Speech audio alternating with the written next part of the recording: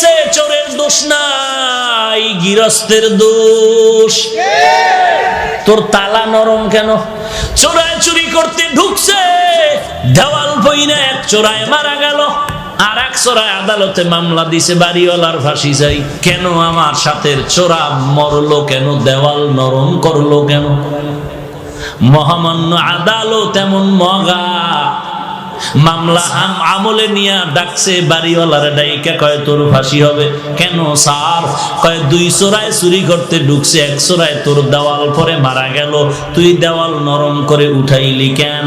বাড়িওয়ালা কয় স্যার মাফ করবেন, আমার কোনো দোষ নাই, এই দেওয়াল আমি উঠাই নাই, রাজমিস্ত্রি উঠিয়েছে। মহামান্য আদালত কয় তুমিও খালাস। কই রাজমিস্ত্রির ডাক। স্যার বলে স্যার নাই, এক্ষুনি ফাঁসি। বলে কেন? কথা শুনেন, কি সমস্যা? বলে দেওয়াল নরম করে উঠাইলি কেন? বলে দেওয়াল উঠাইছি আমি, তবে নরম আমার কারণে হয় নাই, যেই যোগালি আমার এসি মিলাই দিছে, পানি বেশি দিছে, নরম হয়ে গেছে, আমার কোনো দোষ নাই। মহামান্য আদালতকে তোর মাফ করে দিলাম। ধর যোগালি কই, এটারে না আদালত, এই তুই পানি নরম করে বালু দিলি কেন? বলে স্যার আমার কোনো দোষ নাই, আমি বালতি দিয়া বালুর মধ্যে পানি ঢালতেছিলাম, হঠাৎ করে একটা হাতি জোরে চিৎকার দিয়া দৌড় মারছে, এই ভয়ের ঠেলায় বালতির পানি বেশি বেড়ে গেছে, হাতিওয়ালার দোষ। বল তুইও মাফ। হাতিওয়ালারে ডাক, হাতিওয়ালা তুই এই অন্যায় করলি কেন? কয় স্যার আমার হাতি এমনি চেতে না, এমনি গরম হয় না, এক বেডিয়ে এক মহিলা সুন্দরী রূপসী স্বর্ণের অলংকার লাগাইয়া ঝুম ঝুম করে আওয়াজ করতেছিল, হাতি দেখা গরম হয়ে গেছে। তুমিও মাপ। মহিলার ঝুনঝুনালারে ডাক, মহিলা ডাকছে, এই ম্যাডাম তোমার ফাঁসি হবে। বলেন কি ম্যাডামের ফাঁসি হবে? বলে হ্যাঁ। কেন? বলে তোমার ঝুনঝুন আওয়াজে হাতি গরম হয়েছে, চোরায় মারা গেছে। বলে আমার ঝুনঝুন আওয়াজ তো আমি বানাই নাই, এই দোষ সব স্বর্ণকারের। এই আওয়াজ কেন আমার দোষ? বানাইছে কে? স্বর্ণকার। তুমিও খালাস।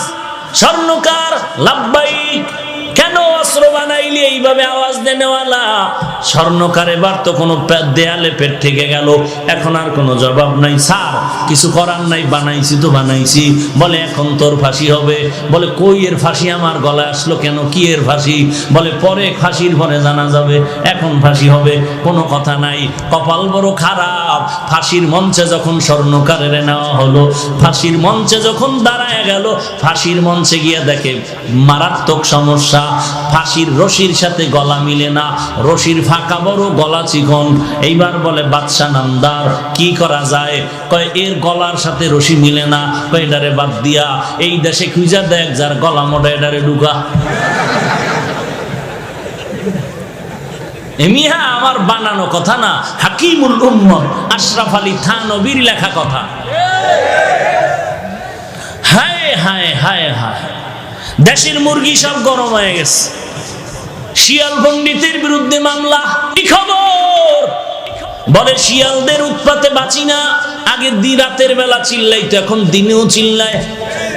আগে জঙ্গলে থাকতো, এখন বিশ্ব রোডে হামলা করে। করেনি?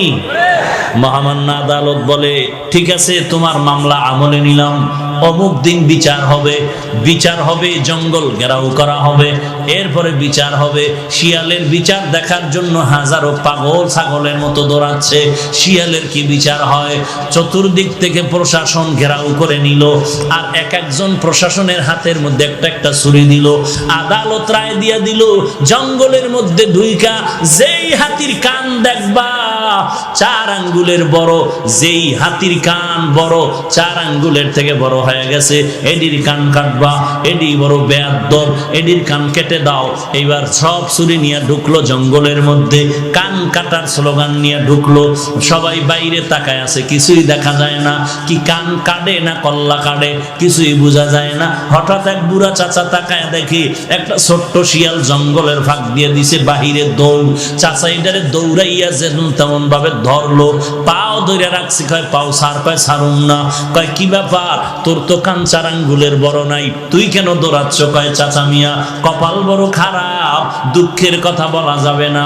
ওখানে কান কাটার নিয়ম বাতায় দিছিল, 4 আঙ্গুলের বড় যাদের কান হবে এদেরটা কাটো। ওরা কাটার আগে মাপে না, কাটার পরে মাপে। ওরা কেউ মাপ দিয়ে কাটে না, বরং কাটার পরে মাপ দেয়। এটা জুলুমের স্বর্গ হয়ে গেছে। এইবার জল্লাদ খুঁজো, দেশের মধ্যে কারে পাও গলা মোটা, এনার ফাঁসি দাও। খুঁজতে খুঁজতে খুঁজতে খুঁজতে একজন গলা মোটা পাইল, পীর সাহেবের খাদেম। এমন এক খাদেম পাইছে যে ফাঁসির রশির সাথে গলা খাপের খাপ, বাপরে বাপ মিলে গেছে। এমন মেলা মিলল, এইবার মরার আগে বলে কোনো দাবি আসেনি। এইবার খাদেম কয় হ্যাঁ আছে। কি দাবি? বলে আমার পীরের সাথে আমি একটা বেয়াদবি করেছিলাম, ওই বেয়াদবির জন্য ক্ষমা চাইব। কি বেয়াদবি করেছ? পীর আমাকে নিষেধ করেছিল এই দেশে যেন না থাকি। কেন নিষেধ করেছিল? আমরা যখন সফরে রওনা হলাম, এই দেশে আইসা দেখলাম ঘিয়ের দাম তেলের দাম সমান। তেলের দাম? আমি বললাম হযরত, আমার শরীর হয় না এত গোশত খাই, জনমের মতো খাই, এরপরও শরীর বাড়ে না। তেলের দাম ঘিয়ের দাম যেহেতু সমান, কম দামে ঘি খাইয়া মোটা হয়ে যাব। আমার পীর বারবার বলছে এই দেশের ঘি খেয়ে মোটা হইলে বিপদে পড়বি। কেন এত দামি ঘি, কেন কম দামে পাইলে খাবো না? পীর বলছিল সাবধান, যেই দেশে তেলের দাম ঘিয়ের দাম সমান, ওই দেশে কোনো ইনসাফ নাই। যেই দেশে নারী আর পুরুষের দাম সমান, ও দেশে ইনসাফ নাই। যেই দেশে শিক্ষিত শিক্ষিতের মান সমান, দেশে ইনসাফ নাই। পীরের কথা আমি মানি নাই। আমি পীরেরে বললাম হুজুর, যত বয়ান দেন ঘি না খাইলে কলিজা ঠান্ডা হবে না। হুজুর আমাকে বলল টের পাবি সময় মতো। এখন তো টের পাবো পাবো ভাব। আমার পীরের একটু খোঁজ করে দেখাও। পীরেরে তালাশ করে আনা হলো। হযরত জি মেহেরবানি করে মাফ করে দেন, মুরব্বির কথা না মানলে এমনই গজবে পড়া লাগে। এমন বিপদ আইছে, কোথার ফাঁসি আমার গলায় লাগতেছে, কোথায় জানি কি গ্যাঞ্জাম লাগছে, এখন আমারে ফাঁসি দিচ্ছে। সরকার আমারে দাওয়াত দিছে ফাঁসির জন্য। এই বিপদ থেকে বাঁচার উপায় কি? বলে মুরব্বি মানবি জীবন ভর? বলে হ্যাঁ মানবো। মুরব্বির সাথে বেয়াদবি আর করবি নি? কয় জীবনও করব না। কয় এইবারও বাঁচার বুদ্ধি দেই, মরণের জন্য তুই পাগল হয়ে যাবি। তুই বলবি আমাকে তাড়াতাড়ি ফাঁসি দাও, আমারে তাড়াতাড়ি ফাঁসি দাও। এই কথা তোর কথা বন্ধ করবি না, এরপরে যা হওয়ার হবে। এইবার জল্লাদ যখন ফাঁসির মঞ্চে নেয়, খাদেম কয় আমাকে দাও। পীর সাহেব বলে খবরদার, এই খাদেম রে দিবা না, ফাঁসি দিলে আমাকেই দাও। দুইজন আর কিলাকিলি লাগছে ফাঁসি হওয়ার জন্য। সবাই আশ্চর্য হয়ে গেল, এমন কাহিনী তো জমিনের মধ্যে আর হয় নাই। দোনোজন মানুষ মরার থেকে বাঁচার জন্য ফজরের আগে রাস্তায় দৌড়ায়। কথা ঠিক নেই? কিন্তু ফজরের নামাজ 4 রাকাত পড়তে মসজিদে ঢুকে কেমন কপাল পরা চিন্তা করতে পারেন? যে ডাক্তারের কথায় ফজরের সময় রাস্তায় দৌড়ায়, পাশে মসজিদে নামাজ চলে, 4 রাকাত নামাজে মসজিদে ঢুকে না। একটুখানি নেকের তরে রোজ হাসরের মাঠেতে বাবা ঘুরবে ছেলের পিছে, ছেলে বাবার আগেতে। আহাতে মন কঠিন দিনেতে নামাজ তোমায় ভুলবে না, ঠিক মতো পড়িলে নামাজ জান্নাত তোমার ঠিকানা। ঘুমের চেয়ে নামাজ ভালো আর তুমি ঘুমাইও না, ঠিক মতো পড়িলে নামাজ জান্নাত তোমার ঠিকানা। আমার প্রাণের ভাই বোনেরা জলদি করে উঠে যাও, ওযু করে তাড়াতাড়ি নামাজ পড়তে লেগে যাও। আহা নবী বেনামাজির শাফাআত করিবেন না, ঠিক মতো পড়িলে নামাজ জান্নাত তোমার ঠিকানা। ঘুমের চেয়ে নামাজ ভালো আর তুমি ঘুমাইও না, ঠিক মতো পড়িলে নামাজ জান্নাত তোমার ঠিকানা। ঠিক মতো নামাজ বছরে কয়বার? বছরে বলে 5 বার। চিন্তা করছেন? তাল ঠিক নাই। কি ঘুমাইতেছেন আপনারা? ভাইরা আমার, এক হুজুর বলে কেউ জাহান্নামে যাবেন, কয়েক একজন মুরব্বী হাত উঠে আল্লাহু আকবার। আপনারা কি জাহান্নামে যাবেন? বলে আমিও যাবো না, আমার আব্বাও যাবে না। তো হাত তুললেন কেন? বলে টুপিওয়ালারা যা বলে তো ভালোই বলে জানি। নামাজ কয়বার? হ্যাঁ, দৈনন্দিন কত ওয়াক্ত? 5 ওয়াক্ত নামাজ। না পড়লে তো আর সমস্যা নাই, আছে তো পড়েন না কেন? এই আশেকে রাসূল এখানে বসে আছেন, বয়ান শুনবেন, এমনও টাটকা আশেক বসে আছে, ফজরের নামাজও পড়েন নাই, জোহর পড়ে নাই, আসর পড়ে নাই, মাগরিব পড়েন নাই, এশা পড়েন নাই। সামনে ফজর পড়বেন কিনা আল্লাহ ভালো জানেন। মদিনার নবী বলেন, এর উম্মতের দল, কাফের আর মুসলমানের মধ্যে ব্যবধান, বেঈমানের গোষ্ঠী নামাজ পড়ে না, আর যারা মুমিন নবীর আশিকেরা একবারের নামাজও ছাড়ে না।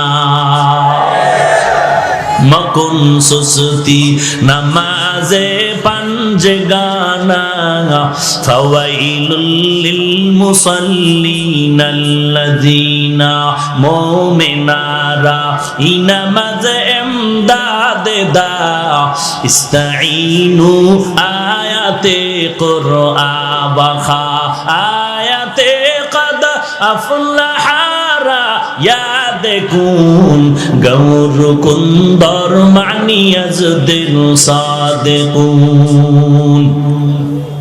পীরও মরার জন্য রেডি, খাদেমও। বাদশার কানে খবর গেল, স্যার এমন কাহিনী, পীরেও মরতে চায়, মুরিদেও মরতে চায়। বাদশা কয়, আজীব কারবার, আমি দেখতে আসতেছি। সামনে বাদশা হাজির হয়ে গেল। কিও আপনারা দুজন মরতে চান, কারণ কি? পীর সাহেব বলে, বাদশা আপনি জানেন না? হেকমতি জবাব দিলেন, এই মুহূর্তে যদি ফাঁসি হয় বিনা হিসাবে জান্নাত পাবে। বাদশা কয়, তো জীবনে আকাম কম করলাম না, জীবনে আকাম তো কম করি না, এই মরণ যদি বিনা হিসাবে জান্নাত পাওয়া যায়। সব জল্লাদদের ডাক দিয়ে কয়, পীরেরও বাইন্দা অন্য জায়গায় নিয়ে যা, মুরিদেরও নিয়ে যা, তাড়াতাড়ি দেরি করিস না, গলায় ফাঁসি আমার দিয়ে দে। দেখছেন নি কই সোরার সুরির বিচারায় ঢুকলো। হায় হায়, সেই হাকিমুল উম্মত বলেন, ওই ঘটনা দিয়েই বললাম, ও বাঙালি মুসলমান, জিকিরের বিরুদ্ধে যারা কথা কয় তাদের দোষ নাই, যারা জিকিরের পক্ষ হইয়া সমাধান দেয় তাদের দোষ দেয়। পর্দার বিরুদ্ধে যারা কথা বলে তাদের দোষ নাই, পর্দার পক্ষ হইয়া মদিনার নবীর মোহাব্বতে যারা সমাধান দেয় তাদের গালি দেয়। আছে না নাই? এই জন্য বললাম, চোরের দোষ নাই, যে চোরের চোরকে চুরির মাল ধরায় দেয় তার দোষ হয়ে যায়। এর নবীর উম্মতের দল, এর একমাত্র কারণ জাহান্নামের ভয় নাই, তাকওয়াওয়ালা কোনো মুরব্বি নাই।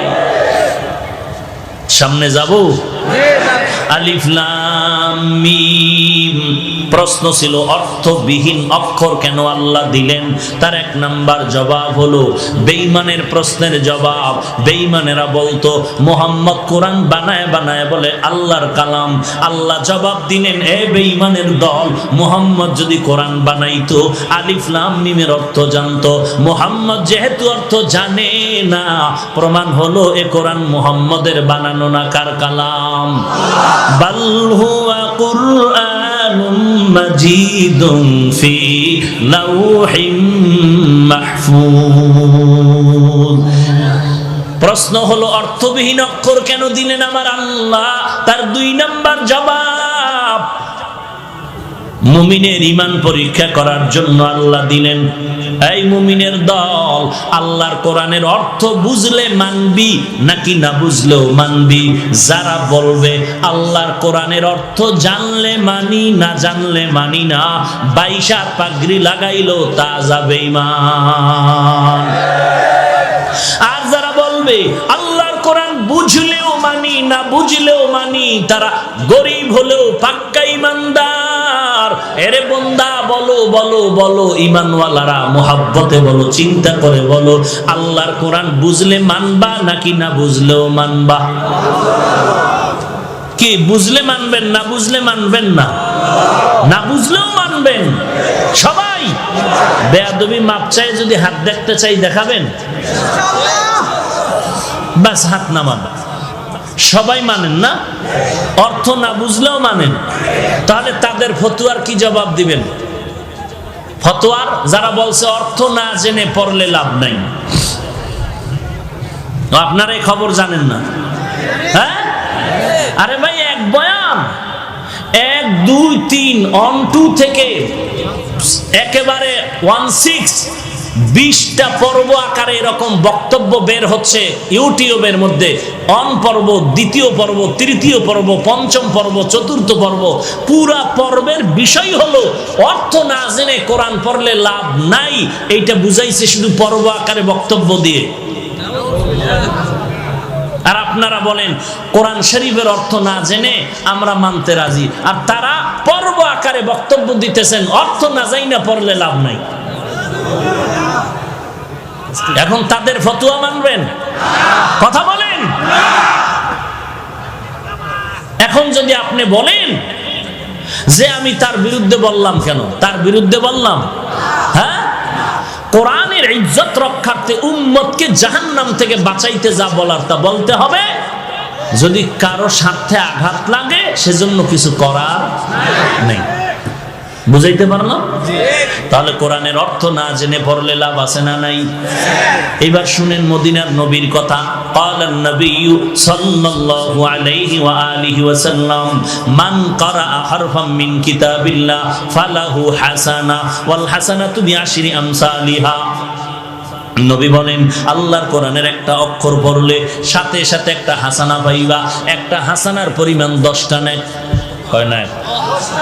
নবী বলেন, লা আকুলু আলিফ লাম মিম হারফুন ওয়ালাকিন আলিফুন হারফুন ওয়া লামুন হারফুন ওয়া মিমুন হারফুন। আমি নবী বলি না আলিফ লাম মিম তিনটা মিলে একটা অক্ষর। আমি নবী না, আমি নবী বলি আলিফ আলাদা অক্ষর, লাম আলাদা অক্ষর, মিম আলাদা অক্ষর। যারা পড়বেন আলিফ লাম মিম সাথে সাথে 30টা নেক পেয়ে যাবেন। যারা বলে অর্থ না জেনে কোরআন পড়লে লাভ নাই, তাকে জিজ্ঞেস করেন আলিফ লাম মিমের অর্থ কি? নাম্বার 2, আজকে এশার নামাজ মাগরিবের নামাজ আপনারা পড়ছেন কিনা? পড়ছেন। ইমাম সাহেব সামনে গিয়ে কেরাত আসতে পারে না জোরে পড়ে? ইমাম সাহেব এমন একটা সূরা পড়ছে মুখস্থ, ওই অর্থ ইমাম সাহেব জানে না, আমরা মুক্তাদিরাও জানি না। বলে নামগো নামাজ হবে নি? কোরআন তেলাওয়াতের সওয়াব পাবনি? আসেন 3 নাম্বার, রমজান মাসে খতমে তারাবি পড়েননি? 12 বছরে একটা হাফেজে কোরআন ইমামতির মুসাল্লায় গিয়া ওই 27শে কদর পর্যন্ত দৈনন্দিন 1.5 পারা 1 পারা পরে কোরআন মুখস্থ পড়তেছেন। হাফেজ সাহেব অর্থ জানে না, আমরা মুক্তাদিরা তো আগের থেকেই জানি না। বলে নামগো তারাবির তেলাওয়াতের সওয়াব পাবো না, গুনাহ হবে? এবার বুঝেন, এই কথাগুলো বলার দরকার নাই তো। এটি বললেই তো পর্বওয়ালার চান্দি গরম হবে। আমি তো আর পর্বওয়ালার দিকে তাকায় কথা বলবো না, আমি তো উম্মতের ঈমান বাঁচানোর জন্য বলবো। কথা ঠিক কিনা বলেন? এখন যদি বলেন হুজুর অমুকের পিছে লাগলেন কেন, ওরে উনি কোরআনের পিছে লাগলো কেন, এটা না আগে জিজ্ঞাসা। আমি হুজুরের পিছে লাগছি, উনি কোরআনের পিছে লাগলো কেন, উনি সুন্নতের পিছে লাগলো কেন? এত দুনিয়ার বয়ান আছে, দুনিয়াতে কোরআন হাদিসের বয়ান, নামাজের বয়ান, পর্দার বয়ান, যাকাতের বয়ান, সব বাদ দিয়া ওই উম্মতের মাঝে এমন বয়ান কেন করবে যেই বয়ানে উম্মতের আলেম ওলামারা, উম্মতেরা বিভ্রান্তে পড়ে যায়? ভাইরা আমার, কষ্ট হচ্ছে আপনাদের? আহা, লম্বা কথা, আর একটু সামনে আগাই। আমি যত তাড়াতাড়ি পারি গুছাই নিব। এই উঠবেন না কেউ, উঠলেই আমি হাত উঠাই ফেলবো। তখন কানলেও মোনাজাতের কান্দা হবে, বুঝেন নাই? তখন আর হাত নিচে নামবে না, কানলেও দোয়া হবে, মোনাজাতের কান্দা। চলবে আর একটু? থাকবেন সবাই? কারা কারা থাকবেন না?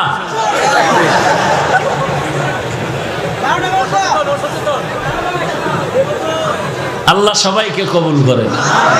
আরো জোরে বলেন হ্যাঁ যুবক, ঘুমাও, তোরা ঠিক হ, গোটা দেশ ঠিক। পৃথিবীতে আসছো কয়বার, যাবি কয়বার?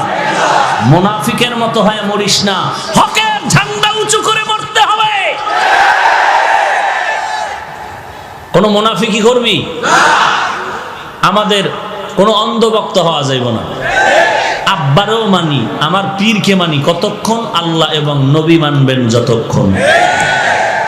যদি দেখি আমার পীর, আমার আব্বা আল্লাহ মানে না, নবী মানে না, তাকেও মানা যাবে? মানা যাবে না কথার অর্থই না তারে গালি দিব, খবরদার। আল্লাহ আলিফ লাম মিম অর্থ না জেনে পড়লে লাভ আছে না নাই? এই কথা সবাই একমত। আল্লাহ আমল করার তৌফিক দান করেন। আল্লাহ অর্থহীন অক্ষর কেন দিলেন তার 3 নাম্বার জবাব। 3 নাম্বার জবাব হলো অবশ্যই অর্থ আছে, লেখক জানেন, পাঠক জানে না। ভিজিটিং কার্ড আছে না, কার্ডের মধ্যে একজনের নাম লেখলেন HMA রহমান, এখন আর একজনে তরজমা করে H মানে হাজী সাহেব, M মানে মাওলানা। ভিজিটিং কার্ডওয়ালা কিরে বলে তাফসীর করতেছি। মিয়া কি তাফসীর করো? বলে HMA রহমান, H এর তাফসীর করলাম হাজী সাহেব। কয় 13 বার ইস্তেগফার পড়। কারণ আমার 14 গোষ্ঠীর মধ্যে কেউ হাজ করার সুযোগ পায় না, আমি যাব যাব বলে যাই নাই। চেষ্টা আছি সুদের টাকাটা পুরো পাইয়া যাবো, আছে না নাই? কি খুশির খবর, সুদের টাকা হজে যায় বদমাস, আছে না নাই? সুদ খাইয়া কি খুশি কয় জানো, এই বিল্ডিং আমার সুদের টাকায়। ও ভাইজান, তুমি সুদ খাইয়া কি পরিমাণ নিচে নেমেছো? তোমার আপন মায়ের সাথে তুমি জিনায় গুনাহে লিপ্ত আছো। নিজের আপন মায়ের সাথে জিনার গুনাহে লিপ্ত তুমি। একটা নেক আমল আল্লাহর কাছে গ্রহণ হবে না। ভাইরা আমার, এরপরে বলে তুই এম দ্বারা কি বুঝাইলি? বলে মাওলানা কয় জীবনে তো মাদ্রাসার বারান্দায় পাড়া দেই নাই, দয়নুস পর। বলে তাহলে তুমি HM দিয়া কি বুঝাইলা? বলে H দ্বারা আমার বংশ হাওলাদার, M দ্বারা মুহাম্মদ, A মানে আব্দুল রহমান তো স্পষ্ট। তাহলে HMA অক্ষরগুলো দিলেন, অর্থ লেখক জানে, কে জানে না? আলিফ লাম মিম, আলিফ লাম র, এগুলোর অর্থ আছে, কে জানেন? আমার আল্লাহ, কোন মাখলুকত জানে না। টোটাল বয়ানের কি রেজাল্ট পাইলাম?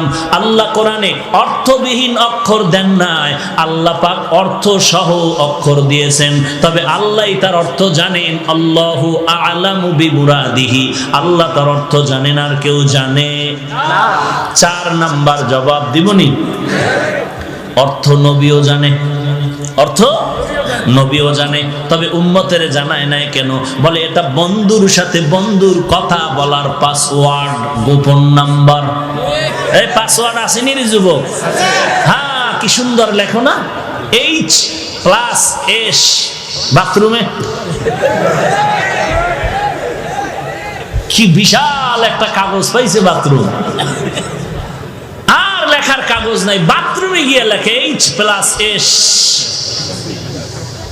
হায় হায় হায় হায়, এরে সন্তান, লেখার জন্য কলম বানাইছে, বাথরুমে লেখার জন্য না। বরং বাথরুমে যদি তুই লেখো ব্রেন কমে যাবে, খালি হয়ে গেলে ব্রেন কমে, খালি মাথায় বাথরুমে গেলে ব্রেন কমে যায়। পড়ালেখা মনে থাকে না, থাকবে কেমনে? আকাম তো কম করো না। ও যুবক ভাই, রাগ করবা না, পাও দুটো আগায় দিলে আমি পায়ে হাত রেখে বলবো, এই জমিনে আল্লাহর কসম 1 বার, আল্লাহর কসম 2 বার, আল্লাহর কসম 3 বার। ও যুবক ভাই, এই জমিনে তোমার মা তোমার বাবা এত আপন না, টুপিওয়ালারা তোমাদের যত আপন। তোর জীবনটারে নষ্ট করেছে তোর মা বাবা, আর যুবকের মাথায় টুপি উঠিয়েছে, দাড়িওয়ালা বানিয়েছে ওলামায়ে কেরাম। তোকে জাহান্নাম থেকে বাঁচাবার ফিকির নিয়ে পায়ে ধরে হক্কানি ওলামায়ে কেরাম বয়ান করতেছে জাহান্নাম থেকে বাঁচানোর জন্য। আর তোর জীবনকে চূড়ান্ত বিপন্ন করার পেছনে তোর মা বাবায় অপচেষ্টা করেছে, ঠিক মতো লেখাপড়ার খবর নেয়নি, হাতে মোবাইলের গজব তুলে দিয়েছে। তোর মায়ে জানে তুই লাইন করো কার সাথে, মায়ে জানিয়াও বাধা দেয় না। আবার অনেক মা ভয় পায়, দিলে কিনা জানি মাইর খাওয়ান লাগে, আছে না নাই? বাবায় জানতেছে তারপরও বাধা দেয় না। বাবায় জানে পার্কে ঘুরে বাধা দেয় না, আরে বাধা দিবে কসু। বাবায় কয় টাকা নে, টাকা নে। কেন আব্বু? আগামীকাল ভ্যালেন্টাইন্স ডে। কবে কবে কবে? কথা কয় না। কাইল কাইল কবে? 14ই ফেব্রুয়ারি বিশ্ব ভালোবাসা দিবস বনাম বেহায়া দিবস। তোরা একটা ভালোবাসা করবি না? আরে ভাই দিনের ভালোবাসা কর, করবি? তাহলে 500 টাকা যদি ভাড়া লাগে যাবি ঢাকা। 14ই ফেব্রুয়ারি ঢাকা মাদ্রাসার মাহফিল, মোহাব্বতের নজরে দিল খুলে সবাইকে দাওয়াত দিলাম ঢাকা। যেই মাদ্রাসার খেদমত করি ওই মাদ্রাসার মাহফিলে সকলকে দাওয়াত। তোমরা জীবনভর নাপাক রাস্তায় ভালোবাসা করেছো, আগামী ফেব্রুয়ারি 14 তারিখ ভালোবাসা হবে আল্লাহর দ্বীনের ভালোবাসা। ইনশাআল্লাহ যাবেন? ভাই 200-300 টাকা খরচ হইব। এমনি তো আকামের ভালোবাসায় কি পরিমাণ খরচ করছো তুই নিজেও জানো না। তো আল্লাহর দ্বীনের ভালোবাসায় যদি ভাড়া লাগে 500 টাকা দিয়ে যাওয়া যাবে না? কি যাবে? ইনশাআল্লাহ। সকলকে দাওয়াত দিলাম, কবুল করলেন? কবে কবে? 14ই ফেব্রুয়ারি ইনশাআল্লাহ। ফজর পরে চলে যাবেন। এই বয়ানের পরে পোস্টার হ্যান্ডবিল আছে, নিয়ে যাবেন। যাওয়ার সময় সব ঠিকানা এবং দাওয়াতি মেহমান কারা কারা লেখা আছে। ইনশাআল্লাহ যাবেন। আল্লাহ আপনি সবাইকে কবুল করেন। ভাইরা আমার, আলিফ লাম আর সামনে আগাইলাম না, এই আলিফ লাম সারলাম আর একটু যাই। জালিকাল কিতাব, যাবো?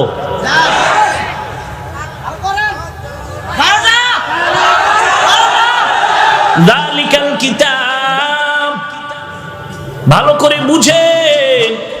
কোন নিকটের জিনিস ইঙ্গিত করার জন্য আমরা বাংলায় বলি এই, কোন দূরের জিনিস ইঙ্গিত করার জন্য বলি ওই, বলি না? ওই মানে কি? কাছে না দূরে। আর এই মানে, এটার আরবি গ্রামার কি বলে? ওই মানে জালিকা, ওই কিতাব মানে জালিকাল কিতাব, আর এই কিতাব মানে হাযাল কিতাব। এখন বলেন আল্লাহর কোরআন দূরে নাকি আমগো কাছে? বলেন না কেন? তাহলে হবে হাযাল কিতাব। আল্লাহ কেন বললেন জালিকাল কিতাব? প্রশ্ন বুঝলে জবাব বুঝবেন। প্রশ্ন বুঝলেন? কোরআন কাছে না দূরে? কাছে কাছে। ঠোঁটের আগায় কোরআন, সিনার মধ্যে কোরআন, মাদ্রাসায় কোরআন। কথা বলেন? তাহলে হওয়া দরকার ছিল হাযাল কিতাব। কেন বললেন জালিকাল কিতাব? আমি শুধু এই কথাটার সমাধান দিয়ে মোনাজাতের দিকে যাওয়ার চেষ্টা করব ইনশাআল্লাহ। জালিকাল কিতাব কেন বললেন? প্রশ্ন। এর 1 নাম্বার জবাব, জালিকাল কিতাব আয় হাযাল কিতাব। জালিকা দ্বারা হাযাই উদ্দেশ্য। কেন আল্লাহ বললেন? বলে এটা কোরআনের সাজানো একটি অলংকার। কারণ কোরআনের মতো এত সুন্দর কিতাব, ফাসাহাত, বালাগাত, অলংকার যুক্ত কিতাব আর জমিনে একটাও নাই। জালিকা দিয়ে আল্লাহ বুঝাইলেন হাযাল কিতাব, এই কিতাব। গেল এক জবাব। জবাব নাম্বার 2, জালিকাল কিতাব মানে ওই কিতাব। আসলে কিতাব দূরে মানে কি? কোরআন শরীফ আমাদের কাছে, কোরআনের রিডিং এবারাত কাছে, কিন্তু কোরআনের ব্যাখ্যা তাফসীর আমাদের মেধা থেকে অনেক অনেক দূরে। ওদিকে ইঙ্গিত করার জন্য বলা হলো জালিকাল কিতাব। 3 নাম্বার জবাব, জালিকাল কিতাব মানে ওই কিতাব। ওই কই? বলে ওই আদম নবী থেকে ওই ঈসা রূহুল্লাহ পর্যন্ত যত কিতাব আল্লাহ তাদের দান করেছেন ওই সমস্ত ইলমের সব কোরআনের মধ্যে জমা আছে। এই কিতাব মানে ওই ঈসা নবীর কিতাবের ইলমের কিতাব, ওই আদম নবীর ইলমের কিতাব এই কিতাব, ওই ইব্রাহিম নবীর ইলমের কিতাব এই কিতাব। জবাব নাম্বার 4, জালিকাল কিতাব মানে হলো ওই লাউহে মাহফুজের কিতাব। লাউহে মাহফুজ চিনেননি? এই যে আপনাদের সিলেট হবিগঞ্জের কাছে শিক্ষক ছাত্রকে বলে, এই ছাত্র বলো তুমি আসমান কাছে না হিমালয় পর্বত কাছে? ছাত্র কয় স্যার আসমান অনেক কাছে, হিমালয় পর্বত দূরে। বলে কেমনে বললি? বলে আসমান দেখা যায়, হিমালয় পর্বত দেখা যায় না। এরে নবীর আশিক উম্মতের দল, লাউহে মাহফুজের কিতাব মানে ওই দূরের কিতাব। কোথায় সেই লাউহে মাহফুজ? আমরা যেই জমিনটার মধ্যে বিচরণ করি, দর্শন বলে এর নাম পৃথিবী। উপরে তাকাইলে দেখি খালি খালি খালি, বিজ্ঞান আর দর্শন বলে মহাশূন্য। নবী বলেন আমি মেরাজের রাত্রে এগুলো অতিক্রম করে করে মাপ দিয়া দিলাম আল্লাহর পক্ষ থেকে। এই যে মহাশূন্য দেখতেছি, এই মহাশূন্যের দূরত্ব হলো 500 বছরের পথ। এর উপরে হলো প্রথম আসমান। আমরা যে দেখতে পাই আসমান কত দূর, কথা কয় না, 500 বছরের দূর। এই মহাশূন্যের মাঝখানে একটা স্তর আছে যেটাকে বলে মধ্যাকর্ষণ। কিছু জিনিস রেখে দিলে পরেও যায় না, উপরেও যায় না। দুনিয়ার বিজ্ঞানরা মাথা খাটাইয়া স্যাটেলাইট বানায় ওখানে রেডি করে রাখছে, আর ওই স্যাটেলাইটের মাধ্যমে জগতের খবর নিয়ে এরপরে সেন্টারের মধ্যে দেয়। আর আমরা ভয়েস অফ আমেরিকার খবর স্যাটেলাইটের মাধ্যমে দুনিয়ার সব খবর জানতে পাই। নবী বলেন আমি বাইতুল্লাহ থেকে বাইতুল মাকদিসে গেলাম, ওখান থেকে আমার জন্য আল্লাহ লিফটের ব্যবস্থা করলেন। ওই লিফটে আমি প্রথম আসমানে গেলাম। 500 বছরের পথ পেরিয়ে গিয়ে দেখলাম প্রথম আসমানে 2টা দরওয়াজা জমরাদ ইয়াকুত পাথর দ্বারা বানানো, এবং প্রত্যেকটা দরওয়াজায় তালা লাগানো হলো নূরের তৈরি তালা। জিবরাইল আমিন বললেন দরজা খোল। ভেতর থেকে দারোয়ান বলল কে আপনি? বলে আনা জিবরাইল। অমাম মাআক, আপনার সাথে কে? বলে হুয়া মুহাম্মদ সাল্লাল্লাহু আলাইহি ওয়া আলিহি ওয়াসাল্লাম। বলে এখানে আসার কি অনুমতি আছে নাকি? বলে হ্যাঁ আছে। দরজা খুলে দাও। বলে তালার চাবি কই? বলে চাবি হলো বিসমিল্লাহির রহমানির রহিম। কপাল খারাপ যে বিসমিল্লাহটাও ঠিক মতো পড়তে জানি না রে মুসলমান। যদি ঘুমের ঘরে 21 বার বিসমিল্লাহির রহমানির রহিম পড়ে ঘুমাও, আল্লাহ পাক রব্বুল আলামিন বিসমিল্লাহর বরকতে তোমার ঘর ফেরেশতা দিয়া হেফাজত করবেন। আজে বাজে স্বপ্ন দেখবা না। আর কপাল যদি খুলিয়া যায় 21 বার বিসমিল্লাহ পড়িয়া 13টা বিড়ি টানবা, দেখবা নবীর সাথে মোলাকাত হয়ে যাবে। কি সুবহানাল্লাহ। এরে নবীর উম্মতের দল,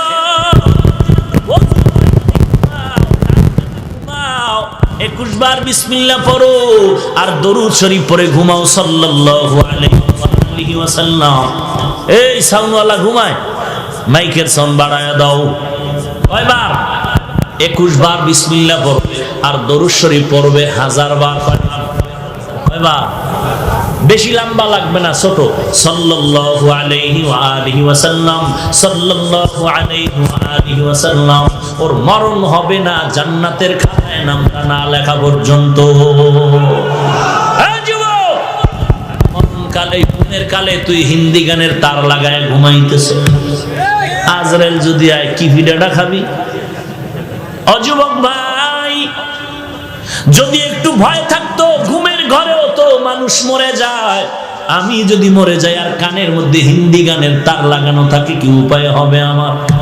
গান লাগাইস না রে বাবা, ওযু করিয়া ঘুমা, ডান কাতে ঘুমা, শরীর পরে ঘুমা, 21 বার বিসমিল্লাহ পড়ে ঘুমা।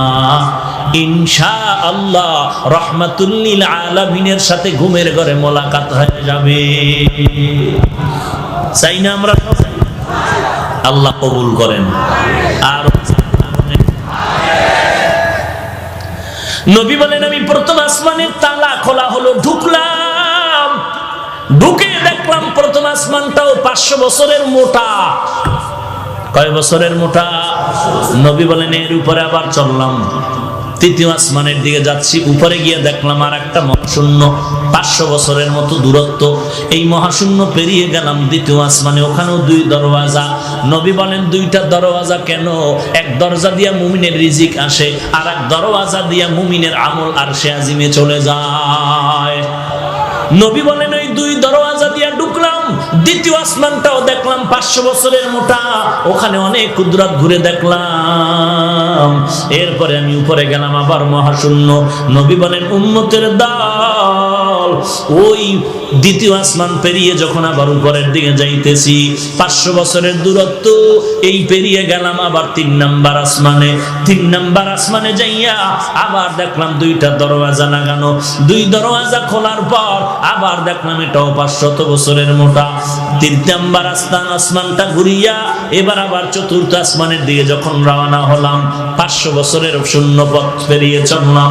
4র্থ আসমানে গিয়ে দেখলাম ওখানেও 2টা দরওয়াজা আছে, এবং ওই দরজা দিয়া খুলিয়া ঢুকার পর তাকায় দেখতেছি আল্লাহ তাআলার আশ্চর্য কুদরতের বিবরণ।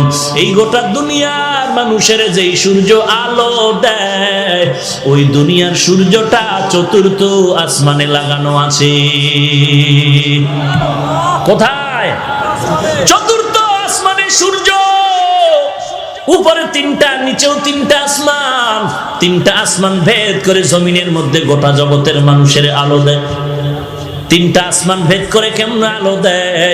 নবী বলেন সব আসমানগুলো স্বচ্ছ গ্লাস দ্বারা তৈরি করা। গ্লাসের উপরে লাইট মারলে তো আলো ভেদ করবে। নবী বলেন ওই সূর্য কোন আসমানে? একটু যদি নিচে নামায় দিতেন, সূর্যের গরমে গোটা জগৎটা পুড়িয়া ছাই হয়ে যেত, বসবাসের উপযুক্ত আর হতো না। আল্লাহ যদি সূর্য টান দিয়ে একটু উপরে নিতেন, সূর্যের আলোর ব্যতিরেকে আলো না পাওয়ার কারণে গোটা জগৎ বরফ হয়ে যেত।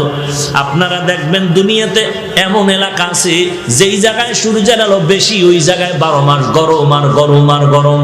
আর যেই সমস্ত এলাকায় দেখবেন সূর্যের আলো কম, ওই সমস্ত এলাকায় 12 মাস ঠান্ডা, নদীর পানি পর্যন্ত বরফ হয়ে যায়। আল্লাহর নবী বলেন এই সূর্যটা 4র্থ আসমানের মধ্যে টানানো।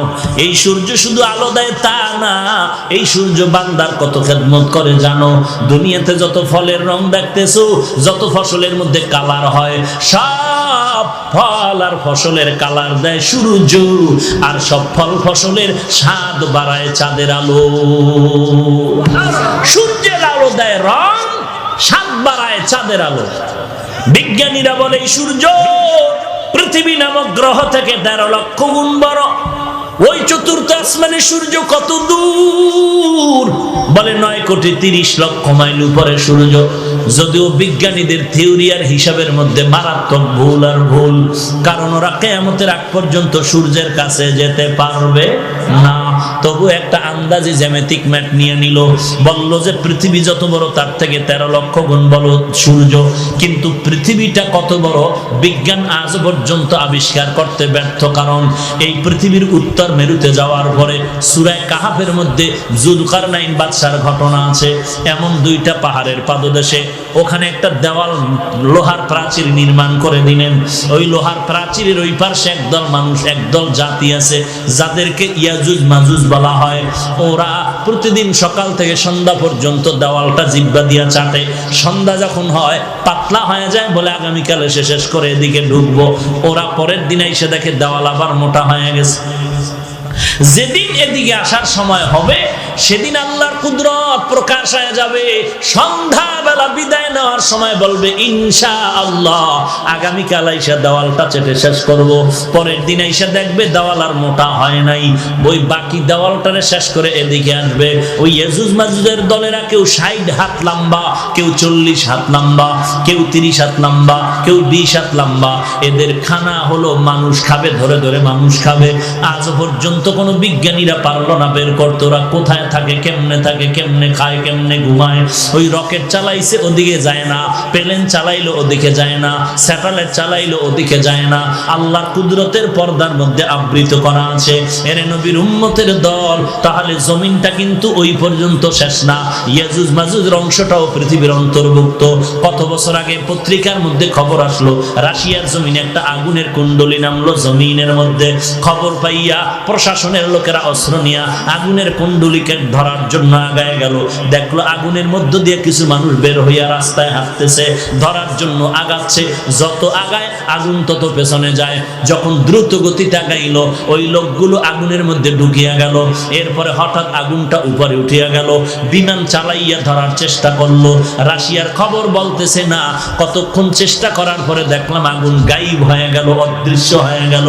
কেউ কেউ বলে এটা ইয়াজুজ মাজুজের বংশের লোকেরা আসছিল।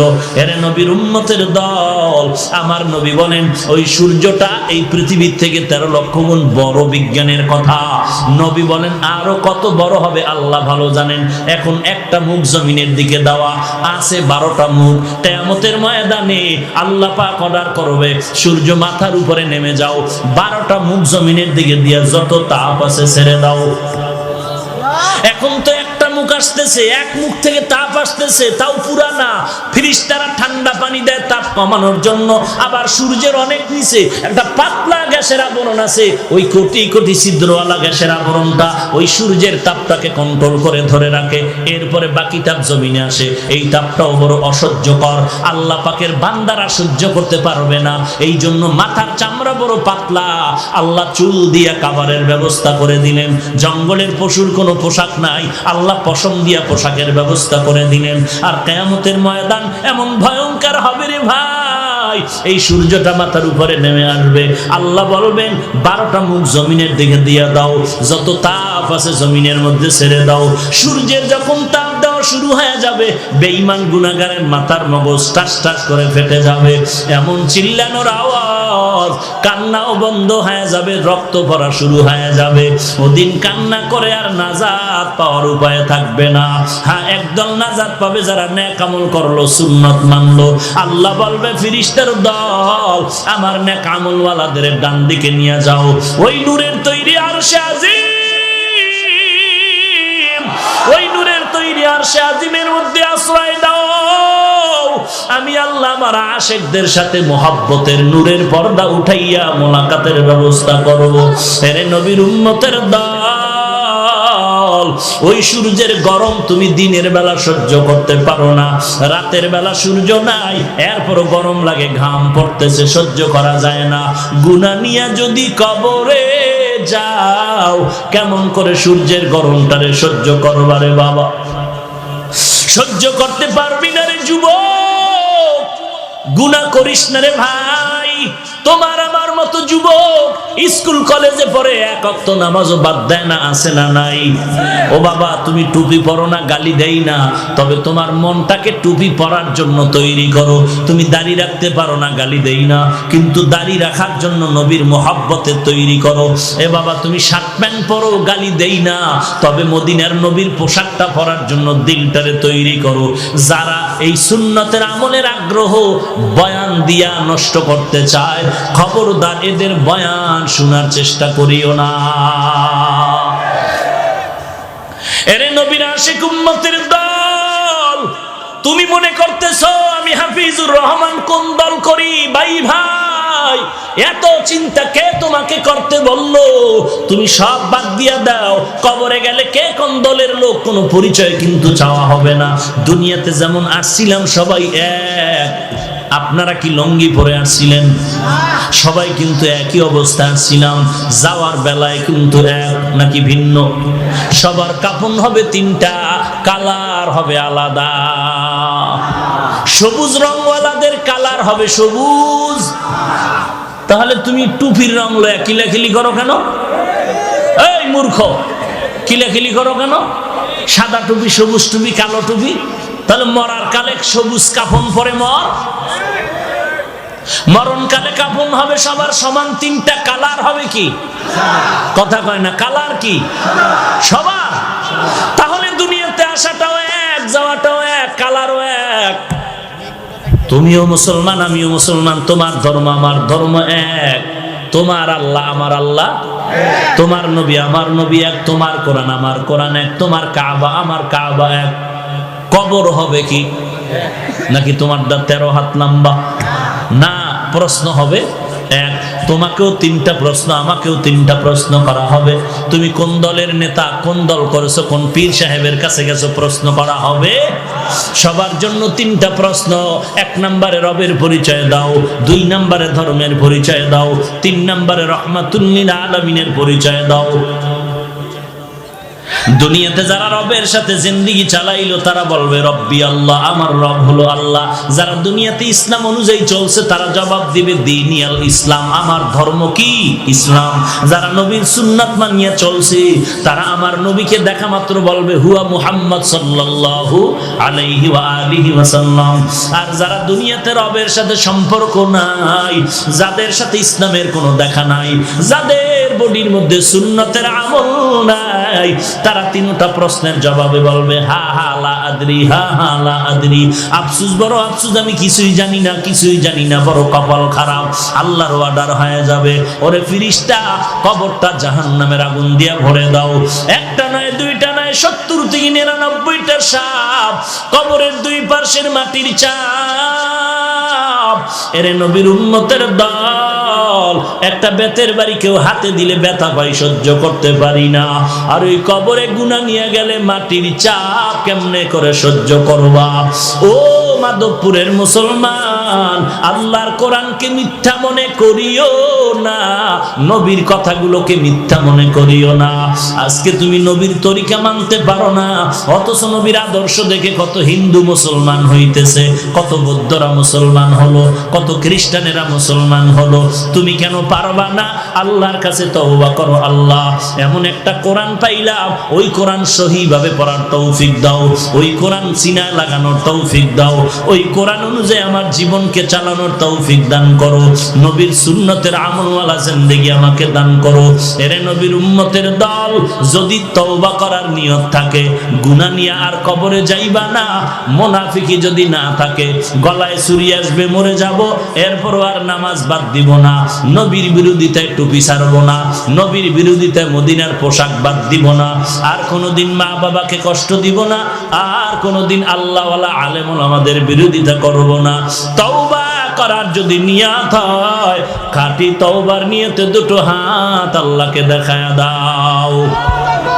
আয় আল্লাহ, সবার হাত আপনি কবুল করে নেন। আয় আল্লাহ, সকলের তওবা কবুল করে নেন।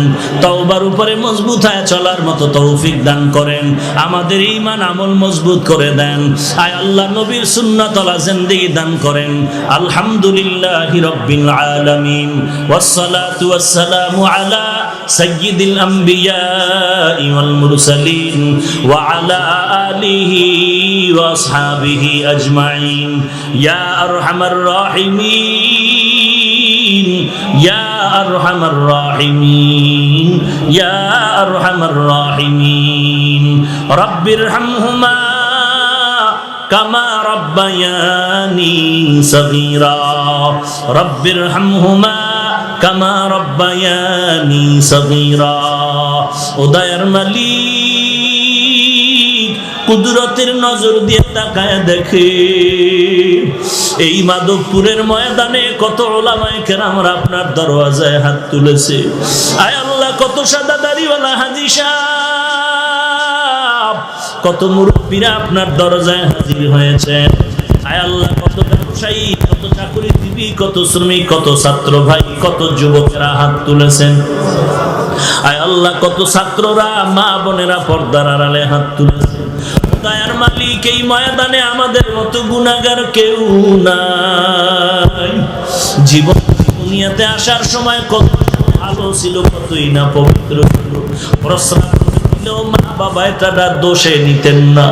আজকে সেই পবিত্র জীবনটারে কেন যেন গুনার কারণে নাপাক করে ফেলেছে। গুনাহ দিয়ে তাকায় দেখি রে মালিক, গুনাহের কারণে আমার হাত নাপাক, আমার জিহ্বাটা নাপাক, গুনাহের কারণে আমার চোখ নাপাক, আমার অন্তর নাপাক করে ফেলেছে। গুনাহের কারণে আমার পা এই হাতের দ্বারা কত গুনাহ করেছি, এই চোখের দ্বারা কত গুনাহ করেছি, বেগানার চেহারা দেখে দেখে কত গুনাহ কামাই করেছি, এই জবান দ্বারা কত গীবত শিকায়াত করে কত গুনাহ করেছি, অন্তর দ্বারা গুনার পরিকল্পনা করে নাপাক করেছি। আয় আল্লাহ, পায়ের দ্বারা কত গুনার পথে হেঁটে হেঁটে গিয়েছি। আয় আল্লাহ, আপনার মতো দয়াময় কেউ নাই। ও আল্লাহ, আমরা তো আপনার আদরের নবীর উম্মত, কত বড় বড় বেঈমানেরও তো আপনি মাফ করে দিয়েছেন, আমাদের কি ক্ষমা করবেন না? গুনাহগার বলে তাড়াইয়া দিয়েন না রে আল্লাহ। যদি আপনি আমাদের ক্ষমা না করেন আপনার কোনো লাভ নাই, আর আমাদের যদি মাফ করে দেন আপনার কোনো ক্ষতিও হবে না রে আল্লাহ।